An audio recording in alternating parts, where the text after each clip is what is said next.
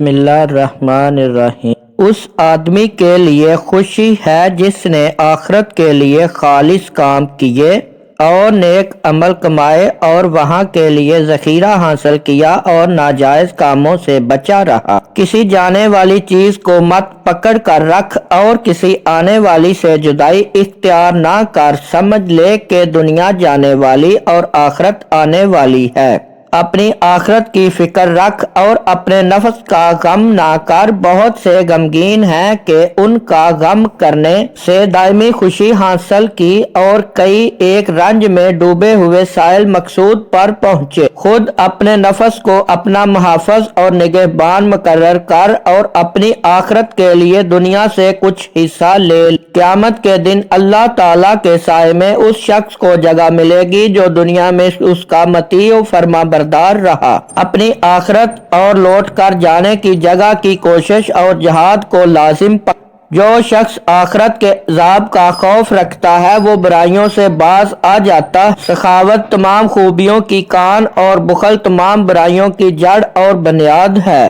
آخرت میں سب سے زیادہ حصہ اس شخص کو ملے گا جو دنیا میں کم نصیب ہے۔ بنی آدم جنت کو چھوڑ کر اور کاموں میں مصروف ہیں اور یہ نہیں سمجھتے کہ دوزخ کی آگ اس کے آگے بھڑک رہی ہے۔ جو اپنی آخرت کی اصلاح کرتا ہے وہ ہر طرح کی خیر و خوبی میں کامیاب ہو جاتا ہے۔ بے شک وہ کام جس کی نسبت تجھے علم نہیں کہ وہ کب پیش آئے گا، مناسب ہے کہ تو اس کے پیش آنے سے پہلے اس کے لیے تیار ہو جا۔ ہر ایک کام کے لیے بدلہ اور جزا ضروری ہے۔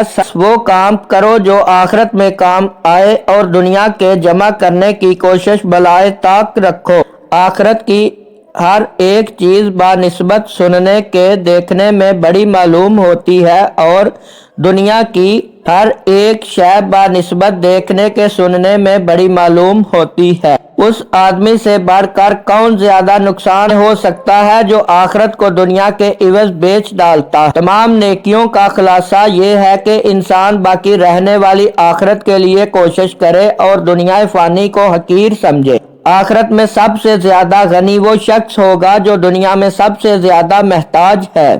جو شخص اپنے دین کو بگاڑتا ہے وہ اپنی آخرت کو برباد کر دیتا ہے۔ جو شخص آخرت کی نعمتوں کا متمنی ہے وہ جب تک دنیا کے مرغوب چیزوں کو نہ چھوڑے گا تب تک جنت کی نعمتیں حاصل نہیں کرے گا۔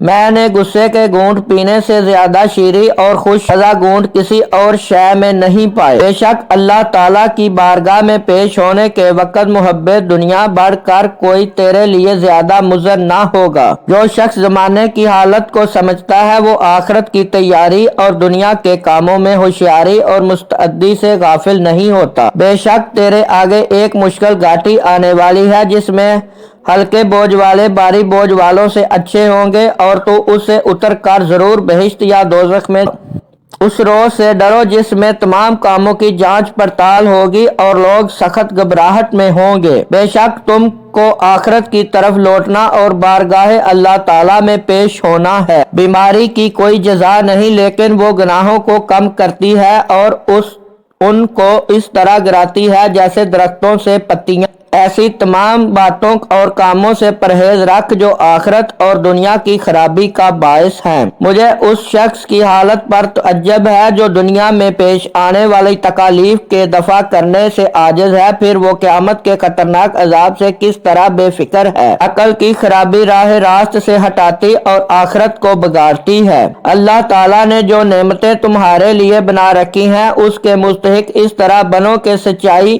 اختیار کرو اور آخرت کے خوف سے ڈرتے رہو۔ کیا کوئی ایسا شخص نہیں ہے جو اپنے کوچ کا وقت قریب آنے سے پہلے آخرت کے لیے توشہ تیار کرے؟ بہت سے لوگ ایسے ہیں کہ دنیا میں دوسرے لوگ ان کی نعمتیں اور خوشحالی دیکھ کر ان پر رشک کرتے ہیں مگر وہ آخرت میں ہلاک اور برباد ہونے والی جماعت میں شامل ہوں گے۔ جو شخص آخرت بیچ کر دنیا خریدتا ہے وہ دونوں جہانوں میں خسارہ پاتا ہے۔ بے شک اللہ تعالیٰ نے ایک فرشتہ مقرر کر رکھا ہے جو ہر روز یہ پکارتا ہے کہ اہل دنیا تم پیدا ہو کر آخر ایک دن مر جاؤ گے، جو مسکن تم بناتے ہو وہ آخر ایک دن خراب اور ویران ہو جائے گا اور جو مال جمع کرتے ہو وہ ایک دن جاتا رہے گا۔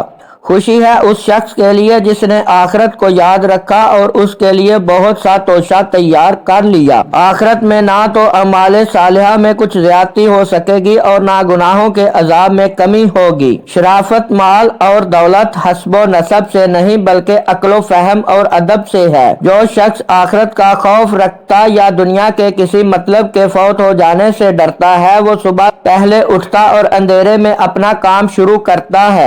دنیا فانی سے اس آخرت کے لیے جو ہمیشہ باقی رہے گی اور کبھی تجھ سے الگ اور جدا نہ ہوگی، کچھ حاصل کر لے۔